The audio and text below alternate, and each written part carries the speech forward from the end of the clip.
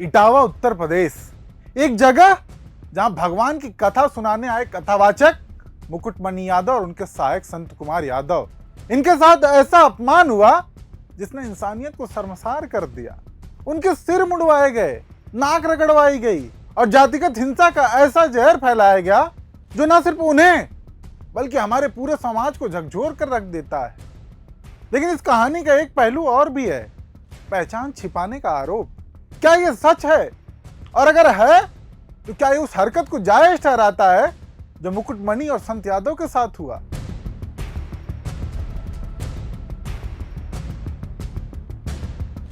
इक्कीस जून को खुद गांव वालों के बुलाने पर कथावाचक मुकुटमणि यादव अपने सहायक संत कुमार यादव के साथ उत्तर प्रदेश के इटावा जिले के दांदरपुर गांव में पहुंचे थे। पहले दिन कथा बिना किसी विवाद के संपन्न हुई। लोग मुकुटमणि की भक्ति भरी वाणी सुनकर मंत्रमुग्ध थे।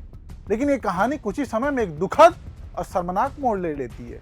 गांव के कुछ लोगों ने मुकुटमणि यादव से उनकी जाति पूछी। मुकुटमणि ने स्पष्ट कहा कि वे यादव समुदाय से आते हैं। बस यहीं से नफरत का वो तूफान शुरू हुआ जिसने इंसानियत को तार तार कर दिया। गांव के कुछ ब्राह्मण समुदाय के लोगों ने मुकुटमणि और संत कुमार पर हमला बोल दिया। जो हुआ वो किसी भी सभ्य समाज के लिए कलंक है।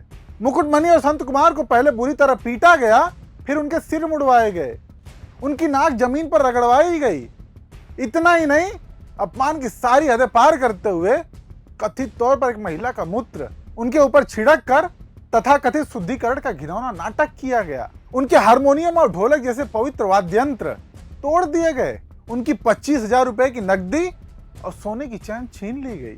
करीब 5 घंटे तक उन्हें बंधक बनाकर रखा गया, जहां उन्हें शारीरिक और मानसिक यातना दी गई। और यह सब क्यों? सिर्फ इसलिए क्योंकि वो यादव थे। सिर्फ इसलिए क्योंकि कुछ लोग अपनी तथाकथित श्रेष्ठता के अहंकार में यह बर्दाश्त नहीं कर सके कि यादव कथावाचक उनकी कथा में शामिल हो।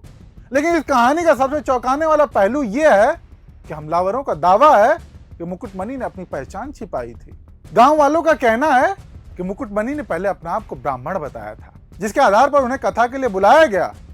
लेकिन जब उनकी असली जाति सामने आई तो गांव के कुछ लोगों को धोखा महसूस हुआ। वे कहते हैं कि उनके गांव में ब्राह्मण समुदाय की बहुलता है और वे केवल ब्राह्मण कथावाचकों से कथा सुनना पसंद करते हैं। लेकिन सवाल यह है कि क्या यह सच है? और अगर सच है तो क्या यह उस बर्बरता को जायज ठहराता है जो मुकुटमणि और संत कुमार के साथ हुई? मुकुटमणि और उनके सहायक ने इस आरोपों का खंडन किया है। संत कुमार के अनुसार उन्होंने कभी अपनी जाति को छिपाने की कोशिश नहीं की। कथा का आयोजन गांव वालों के बुलावे पर हुआ था और 2 दिन तक सब कुछ सामान्य था। लेकिन जैसे उनकी जाति पर सवाल उठा, उन्हें अपमान का शिकार होना पड़ा। श्लोक हो गया, भागवत भी शुरू हो गई। शाम को उन लोगों ने पता लगाया होगा, तो वो बोले कहाँ के रहने वाले? तो हमने कहा हम रहने वाले तो कानपुर के हैं, यहाँ छल्ला भी हमको हो गए 20 साल रहते। क्या काम करते हो? तो हमने कहा पहले हम शिक्षक थे, कि स्कूल चलाते थे। क्योंकि जो मोदी सरकार आई तो उस समय प्राइवेट स्कूलों को बंद करवा दिया गया। इसके बाद फिर हम भागवत में लग गए। तो बोले कि तुम्हें पता चलता है?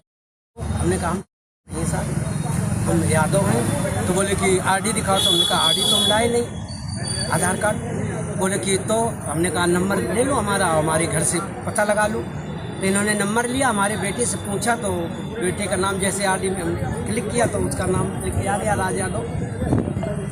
इन्होंने कहा कि ये 103 देरी है यहाँ पे ब्राह्मणों के गाँव में, तुम यादव होकर के क्या भागवत कहने आए हो? और इन्होंने बहुत हमें मारकूट करना शुरू कर दिया। वजह ये थी हम जाति के यादव हैं और उन्होंने कहा हमें ब्राह्मण वक्ता चाहिए। तो मैंने कहा ये तो तुम पहले ही सोच लेते भाई, आपने कथा जब सुनी थी हमारी तब तुमने छटवाई, पहले तो तुमने पूछी नहीं जाति, बाद में आपने जाति पूछी। तो हमने जाति छुपाते तो है नहीं, हमने बता दिया हम यादव हैं। तो क्या ये उस सामाजिक दबाव का नतीजा नहीं जो लोगों को अपनी पहचान छिपाने पर मजबूर करता है? क्या यह हमारी उस मानसिकता को नहीं दिखाता जो किसी की काबिलियत को उसकी जाति से तौलती है? क्या यही है हमारा समाज? क्या यही है हमारी संस्कृति जो कि इंसान को उसकी जाति के आधार पर अपमानित करती है? क्या हम भूल गए हमारा संविधान जो डॉक्टर भीमराव अंबेडकर ने हमें दिया, हर इंसान को समानता का अधिकार देता है? क्या हम भूल गए कि हमारी ताकत हमारी एकता में है, न कि बंटवारे और भेदभाव में? हमारा संविधान जो 26 जनवरी 1950 को लागू हुआ, हमें एक सपना दिखाता है, एक ऐसे भारत का सपना जहां हर व्यक्ति को सम्मान मिले, जहां हर व्यक्ति को बराबरी का हक मिले।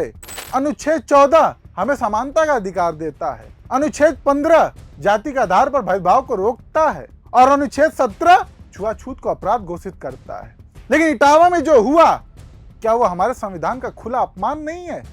और हमारा समाज, हम जो खुद को आधुनिक कहते हैं, जो सोशल मीडिया पर बड़े बड़े ज्ञान बांटते हैं, हम कहाँ हैं जब ऐसी घटनाएं होती हैं? अगर कुछ लोग ये कहकर हिंसा का बचाव करते हैं कि कथावाचक ने अपनी पहचान छिपाई, तो क्या हम उस मानसिकता को बढ़ावा नहीं दे रहे जो जाति को इंसान से बड़ा मानती है? हमारी चुप्पी, हमारी उदासीनता, क्या वो भी इस अपराध में बराबर की भागीदार नहीं है? सोचिए, अगर मुकुटमणि ने अपनी पहचान छिपाई भी, तो हमें यह पूछना चाहिए कि उन्हें ऐसा करने की जरूरत क्यों पड़ी? क्या हमारा समाज उन्हें अपनी असली पहचान के साथ स्वीकार करने को तैयार है? और अगर नहीं, तो असली गलती किसकी है? उनकी या हमारी उस सोच की जो उन्हें अपनी जाति छिपाने पर मजबूर करती है? अब सवाल यह है कि इस घटना के लिए जिम्मेदार कौन है? सिर्फ वे लोग जो इस अपराध को अंजाम देने में शामिल थे, या हमारा वो सिस्टम जो ऐसी मानसिकता को पनपने देता है? पुलिस ने इस मामले में कार्रवाई शुरू की, 4 लोगों को गिरफ्तार किया, लेकिन क्या ये काफी है? और ये सिर्फ कानून का सवाल नहीं है, ये हमारी सोच, हमारी शिक्षा और हमारे संस्कारों का सवाल है। जब तक हम अपने बच्चों को ये नहीं सिखाएंगे कि हर इंसान बराबर है, जब तक हम अपने आसपास वालों को ये नहीं समझाएंगे कि जाति कोई श्रेष्ठता का मापदंड नहीं है, तब तक ऐसी घटनाएं होती रहेंगी।